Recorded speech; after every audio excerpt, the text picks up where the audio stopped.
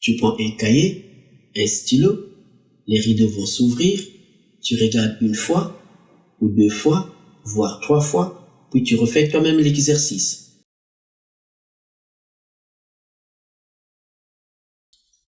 Nouvelle-Calédonie, novembre 2016, et non septembre 2016, c'est novembre 2016.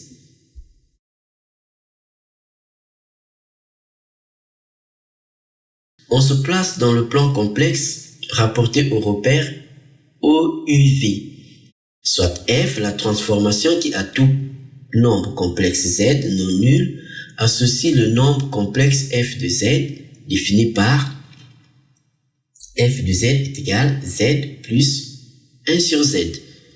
On note M le point d'affixe Z et M' le point d'affixe f de Z. Première question, on appelle A le point d'affixe petit a qui est égal à moins racine de 2 sur 2 plus I racine de 2 sur 2. Première question petit a, déterminer la forme exponentielle de petit a. Donc on se place dans le plan complexe rapporté au repère OUV. Et soit F, la transformation qui a tout nombre complexe Z non nul associe le nombre complexe f de Z défini par f de Z est égal Z plus 1 sur Z. On note M le point d'affixe Z et M' le point d'affixe f de Z. Image donc de M par l'application F. Première question petit a. On appelle A le point d'affixe petit a qui est égal à moins racine de 2 sur 2 plus I racine de 2 sur 2. Première question petit a. Déterminer la forme exponentielle de petit a. Alors un petit rappel de cours. Soit Z est un nombre complexe. La forme exponentielle du nombre complexe Z, c'est Z est égal à R exponentielle I θ, où R est le module et θ l'argument du nombre complexe Z. Donc on va appliquer cette notion de cours, se rappelle, à notre petit a qui est égal à moins racine de 2 sur 2 plus I racine de 2 sur 2. Donc on va donc déterminer le module de petit a. Nous avons donc le module de petit a, c'est donc le module de moins racine de 2 sur 2 plus I racine de 2 sur 2. Le module, c'est donc la racine carrée de la partie réelle au carré plus la partie imaginaire au carré. On a donc racine carrée de moins racine de 2 sur 2 au carré plus racine de 2 sur 2 au carré. Ce qui nous donne, alors ici on a donc racine de 2 au carré, c'est 2 moins fois moins, c'est plus. 2 au carré, c'est 4. Donc, on a la racine carrée de 2 sur 4 plus 2 sur 4.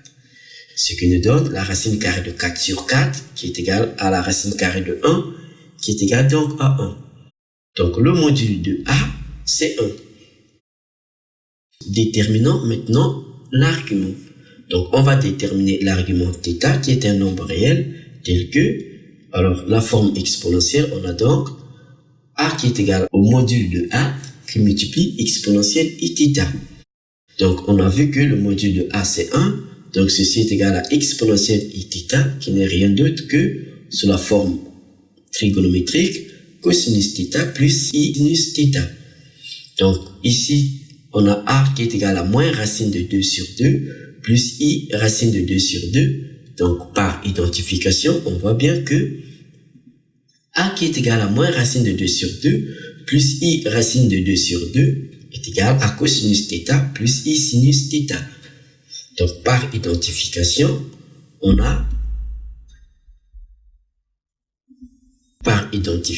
nous avons donc cosinus θ est égal à moins racine de 2 sur 2 et sinus θ est égal à racine de 2 sur 2. Donc, connaissant les deux valeurs de cosinus θ et de sinus θ, on peut alors déterminer la valeur de θ. Donc, on va utiliser notre cercle trigonométrique. Donc, cosinus θ est égal à moins racine de 2 sur 2. Cosinus θ moins racine de 2 sur 2. On est ici en rouge. Et sinus θ, c'est positif, c'est racine de 2 sur 2. Donc, on est ici, ce qui montre que θ est égal à 3π sur 4 plus 2kπ. où k est un entier relatif. Donc, k appartient à z. Donc, on connaît θ, on connaît le module de a qui est égal à 1. Donc, la forme exponentielle du nombre complexe a est donc exponentielle i 3pi sur 4. Première question petit b. Déterminer la forme algébrique de f de a. On sait que par définition, nous avons la transformation f est définie par f de z est égal à z plus 1 sur z. Donc f de a, on remplace z par a, ce qui nous donne f de a est égal à a plus 1 sur a. Donc en mettant le tout au même dénominateur, nous obtenons donc a fois a, c'est-à-dire a au carré plus 1 sur a. Alors ici, on va multiplier le tout par le numérateur et le dénominateur par l'expression conjuguée du dénominateur. Ce qui nous donne donc a au carré plus 1 qui multiplie donc a bar sur a qui multiplie a bar. Donc on a multiplié et le numérateur et le dénominateur par l'expression conjuguée du dénominateur. Donc en développant le numérateur, nous obtenons donc a fois a, c'est-à-dire a carré, donc qui multiplie a bar, plus 1 fois a bar qui est égal à a bar. Le tout sur a multiplié par a bar qui est le conjugué. Alors on sait que pour tout nombre complexe z, le module de z c'est égal à la racine carrée de z façon conjuguée. Cela montre que le module de z au carré c'est donc z qui multiplie son conjugué. Donc on applique cette notion au nombre complexe a. Nous obtenons donc le module de a au carré, c'est donc le produit a qui multiplie son conjugué. Donc on va remplacer partout là où il y a a fois a bar par le module de a au carré. Donc on a vu aussi à la question précédente que le module de a est égal à 1. Donc le module de a au carré, c'est donc 1. C'est 1 fois 1 qui est égal à 1. Donc partout où nous avons le produit a qui multiplie son conjugué, c'est donc 1. En remplaçant, nous obtenons donc f de a est égal à a plus 1 sur a. On a vu c'est égal à a fois a bar plus a bar sur a qui multiplie a bar. Donc a fois a bar c'est donc 1. On remplace. Ici on aura donc 1. Au dénominateur on aura 1. On a donc a fois 1 plus a bar sur 1. Ce qui nous donne donc a fois 1 c'est a. Donc on a a plus a bar. On sait que pour tout nombre complexe, z plus z bar, c'est donc égal à 2 fois la partie réelle. Donc ceci, on applique à notre nombre complexe qui est a. Donc a plus a bar, c'est donc 2 fois la partie réelle de a. Alors la partie réelle de a, on sait que c'est moins racine de 2 sur 2. Donc ceci nous donne 2 qui multiplie moins racine de 2 sur 2. On simplifie par 2 et nous obtenons moins racine de 2.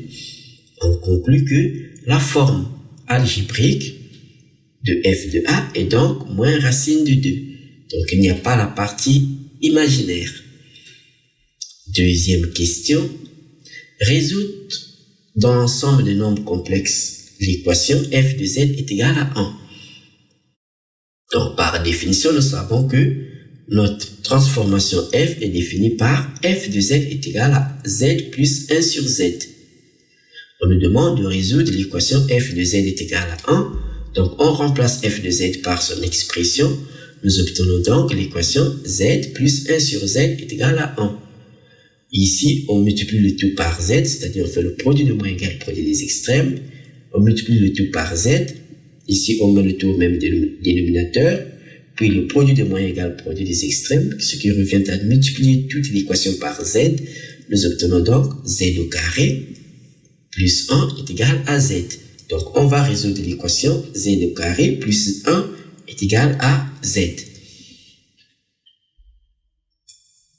Donc, on vient d'écrire que, par définition, on a f de z qui est égal à z plus 1 sur z. Puis, on a trouvé qu'on a l'équation z au carré plus 1 égale à z. Donc, cette équation n'est rien d'autre que, en ramenant z dans le premier membre, nous obtenons donc z carré moins z plus 1 égale 0. Ici, on va donc utiliser le discriminant pour résoudre l'équation. On va donc calculer delta. delta est égal à b carré moins 4ac. Ne pas confondre ce a avec le a du nombre complexe. Donc ici, a, b, c, ce sont les coefficients. Pour z carré c'est a, pour z c'est b et la constante c'est c. Donc ici a c'est 1, b c'est moins 1, c c'est 1. Donc on calcule delta, nous obtenons donc moins 1 au carré, moins 4 fois 1, ce qui nous donne 1 moins 4 qui est égal à moins 3. Et on sait que moins 1 c'est i au carré. Donc on a 3 qui multiplie i au carré. Donc delta étant négatif, on a donc deux solutions complexes qui sont conjuguées. On peut donc écrire qu'on a deux solutions conjuguées qui sont donc Z1 et Z2. Donc Z1, la première solution, c'est donc moins B moins racine de delta sur 2A. On remplace B par moins 1, A par 1 parce que ce sont les coefficients. Donc on a moins qui multiplie donc moins 1 moins racine de 3i carré sur 2 fois 1. Ce qui nous donne 1 moins i racine de 3 sur 2, soit 1,5 moins i racine de 3 sur 2. Et la deuxième solution, c'est Z2, c'est donc moins b plus racine de delta sur 2a. On remplace b par sa valeur, a par sa valeur, delta par sa valeur. Alors a c'est le coefficient de z carré, c'est 1, b c'est le coefficient de z, c'est moins 1. On a donc moins qui multiplie moins 1 plus racine carrée de 3 i au carré sur 2 fois 1. Ce qui nous donne donc 1 plus i racine de 3 sur 2, ce qui est égal à 1,5 plus i racine de 3 sur 2.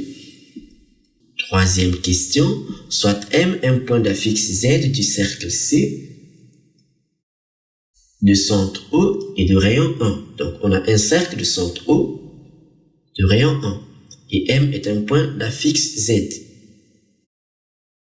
Troisième question petit a, on nous dit justifier que l'affixe Z peut s'écrire sous la forme Z est égal exponentielle I θ, avec θ un nombre réel.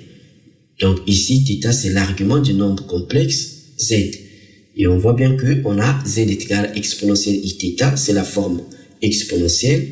Donc le module de Z est égal à 1.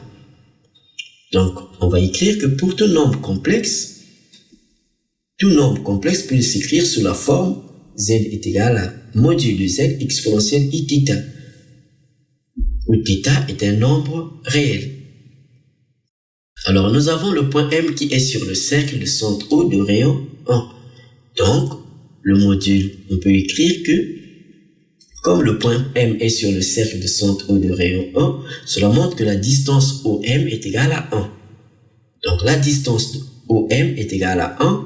Or cette distance n'est rien d'autre que le module de l'affixe du point M, c'est-à-dire le module de Z est égal à 1. Donc le module de Z est égal à 1. En remplaçant donc dans l'écriture exponentielle ici, nous obtenons donc l'affixe du point M s'écrit Z qui est égal au module de Z exponentielle I θ, le module étant égal à 1, ce qui nous donne exponentielle I θ, où θ est un nombre réel. Troisième question, petit b, montrer que f de z est un nombre réel. Donc on nous demande de montrer que f de z est un nombre réel. Donc petit b, montrer que f de z est un nombre réel. Alors par définition, on sait que notre transformation f est définie par f de z est égal à z plus 1 sur z. On nous demande de montrer que f de z est un nombre réel. Alors on a vu que le point M est un point d'affixe Z qui est sur le cercle de centre O et de rayon 1. Donc, sous la forme exponentielle, Z s'écrit module de Z exponentielle I θ, le module étant égal à 1, donc ceci est égal à exponentielle I θ. Alors, on nous demande de montrer que f de Z est un nombre réel. Donc, on va remplacer Z par l'expression exponentielle I θ. Donc nous avons f de z qui est égal à z plus 1 sur z, c'est donc égal à exponentielle I θ plus 1 sur exponentielle I θ. Alors, on sait que 1 sur exponentielle iθ, c'est égal à exponentielle moins iθ. Donc, ce qui nous donne exponentielle iθ plus exponentielle moins iθ. Alors, exponentielle moins iθ, c'est donc le conjugué de exponentielle iθ. Donc, on a exponentielle iθ plus exponentielle iθ bar. C'est donc le conjugué de exponentielle iθ. Et on sait que pour tout nombre complexe z, z plus z bar, c'est égal à 2 fois la partie réelle de z. Donc ici, ceci est égal à 2 fois la partie réelle de exponentielle iθ. On sait que exponentielle iθ, c'est cosinus θ plus isinus θ. Donc la partie réelle, c'est cosinus θ. Donc 2 fois la partie réelle, c'est donc 2 cosinus θ. Donc on conclut que f de z est bien un nombre réel. Quatrième question, décrire et représenter l'ensemble des points M d'affixe Z tel que f de Z soit un nombre réel. Alors f de Z est un nombre réel si sa partie imaginaire est nulle. Donc on va écrire f de Z sous la forme algébrique et annuler la partie imaginaire. Donc par définition, nous avons notre transformation f qui est définie par f de Z est égal à Z plus 1 sur Z. Donc, on va poser z est égal à x plus iy. Donc, en posant z est égal à x plus iy, où x et y sont des réels. Donc, en remplaçant dans l'expression de f de z, nous obtenons donc f de z qui est égal à z plus 1 sur z. C'est donc x plus iy plus 1 sur x plus iy. Alors ici, on va multiplier et le numérateur et le dénominateur par l'expression conjuguée du dénominateur, c'est-à-dire par x moins iy. Nous obtenons donc x plus iy plus x moins iy sur x plus iy multiplie donc x moins iy. Alors au dénominateur, nous avons donc z fois z bar, qui n'est rien d'autre que x carré plus y au carré. Donc on a x plus iy plus x moins iy sur x carré plus y au carré. Donc ici, nous allons maintenant regrouper les parties réelles et aussi regrouper les parties imaginaires. Donc on va écrire, on a donc x plus iy plus, alors ici nous obtenons x sur x carré plus y carré moins i qui multiplie donc y sur x carré plus y au carré. Donc x et x sur x carré plus y carré, c'est la partie réelle. Et y moins y sur y x carré plus y au carré, c'est la partie imaginaire. Donc en les séparant, nous obtenons donc x plus x sur x carré plus y au carré plus i facteur de y moins y sur x carré plus y au carré. Alors, on nous dit que f déterminer et représenter l'ensemble des points M d'affixe Z tel que f de Z soit un nombre réel. Donc, pour que f de Z soit un nombre réel, il faudrait que sa partie imaginaire soit nulle. Donc, f de Z est un nombre réel si et seulement si y moins y sur x carré plus y au carré est égal à 0. Donc, on vient d'écrire que f de z est un nombre réel si et seulement si y moins y sur x carré plus y au carré est égal à 0. Donc, ici, on va donc mettre y en facteur, ce qui nous donne donc y facteur de 1 moins 1 sur x carré plus y carré est égal à 0. Et on sait qu'un produit de deux facteurs est nul si l'un des facteurs au moins est nul. Donc ici on aura soit y est égal à 0 ou soit 1 moins 1 sur x carré plus y carré est égal à 0. Alors la première équation, on a y qui est égal à 0. Cela correspond bien à l'axe des abscisses. Donc l'ensemble des points M tels que f de z soit un nombre réel prend déjà l'axe des abscisses. Et on va donc résoudre l'autre équation, c'est donc 1 moins 1 sur x carré plus y carré qui est égal à 0, on fait ici, on met le tout au même dénominateur. Donc, on multiplie 1 par x carré plus y carré. Donc, en multipliant donc toute l'équation par x carré plus y carré, nous obtenons donc x carré plus y carré moins 1 est égal à 0. On envoie donc moins 1 dans l'autre membre qui devient plus. On a donc x carré plus y carré qui est égal à 1. Ici, on reconnaît bien l'équation du cercle de centre 0 du rayon 1. Donc ici, on a un cercle de centre O du rayon 1. Donc l'ensemble des points M tels que f de z soit un nombre réel prend donc l'axe des abscisses et le cercle de centre 0 du rayon 1. On va donc représenter cet ensemble. Donc on se donne le repère. Ici nous avons l'axe des abscisses et ici nous avons l'axe des ordonnées. Donc ici nous avons le vecteur U et ici le vecteur V. Donc l'ensemble des points M tels que f de z soit un nombre réel, nous avons d'abord l'axe des abscisses. Donc on a cet ensemble qui prend l'axe des abscisses et aussi le cercle de centre O de rayon 1. Donc le centre O de rayon 1. Donc ça passe par au point d'abscisse x égale 1 et au point d'ordonnée y est égal à 1. Donc on a le cercle. Donc en vert, nous avons donc l'ensemble des points M tels que f de z soit un nombre réel. Merci Quimpermat. N'oublie pas de t'abonner à notre chaîne et de faire un je t'aime.